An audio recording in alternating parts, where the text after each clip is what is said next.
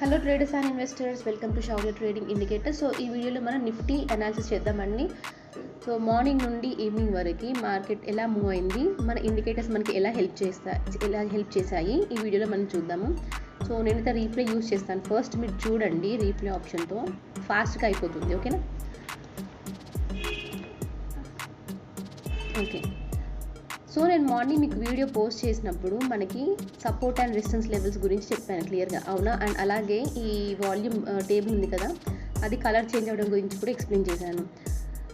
And ఏం చెప్పాను, ఈ రెసిస్టెన్స్ లెవెల్ని మార్కెట్ బ్రేక్ చేసిందంటే మళ్ళీ పైకి వెళ్ళే ఛాన్స్ ఉంటుంది అని చెప్పాను. ఒకవేళ పైకి వెళ్తే మన టార్గెట్ వచ్చేసి నిన్న చేసిన రీసెంట్ హై, అంటే నిన్న హై ఏంటంటే మనకి 25,445 మన హై కదా. సో అదే మన ఫస్ట్ టార్గెట్ అవుతుంది. సో నేను అదే చెప్పాను కదండి. అండ్ అలాగే నేను ఇక్కడ నాకు ఒక కాల్ ఎంట్రీ వచ్చిందండి. సో ఇక్కడ చూస్తారు కదండి, కలర్ చేంజ్ అయ్యాయి కదా. సో ఇక్కడ కాల్ ఎంట్రీ తీసుకొని సిస్టమ్ ముందు కదలకుండా కూర్చున్నా, ఇంకెప్పుడు వస్తుంది నా టార్గెట్, ఇంకెప్పుడు వస్తుంది అని చెప్పి. చాలా టైం తీసుకొని టార్గెట్ దగ్గర వరకు వచ్చి నిన్న ఏమైంది అంటే, నేను 25,450 నా ఫస్ట్ టార్గెట్ పెట్టినా, 25,445 నుండి బ్యాక్ వచ్చేసింది.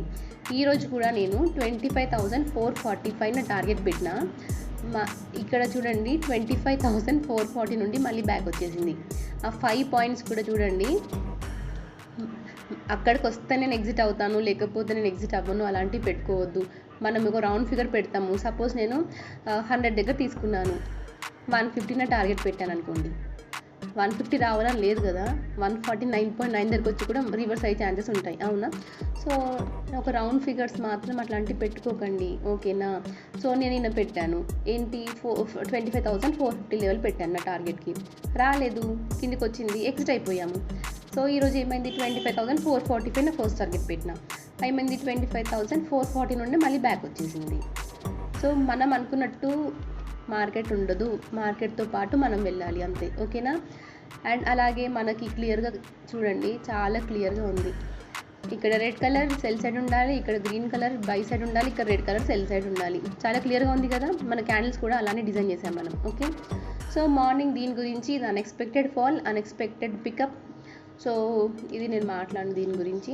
సో నేను ఇక్కడ ఒక కాల్ ఎంట్రీ తీసుకున్నాను, మ్యాక్సిమం 52 పాయింట్స్ వెళ్ళింది అది. అండ్ నెక్స్ట్ ఇక్కడ ఒక put entry. So second candle 18 పాయింట్స్లో ఉంది ఇది, ఓకే? చాలా సింపుల్ అండి, ఇండికేటర్స్ మీకు చాలా యూజ్ అవుతాయి. సో మనకి 2 ట్రేడ్స్ వచ్చాయి ఈరోజు. అండ్ అలాగే చాలా టైం డీకే కూడా అయ్యింది.